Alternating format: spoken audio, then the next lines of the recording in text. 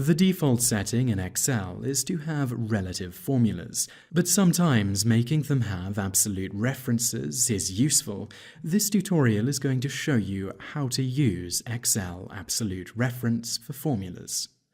Start Excel with the sheet where you need to create an absolute reference.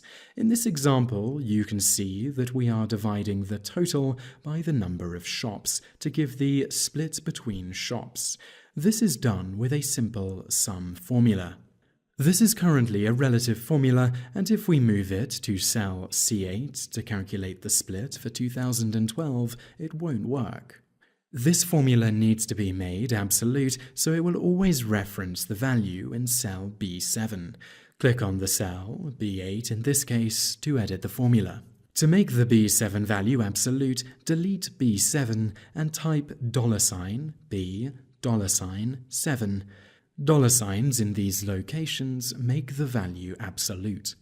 Press Return to complete the changes to the formula. Now, when you try to copy the formula to the adjacent cell, there will not be an error and the total will be divided by 3.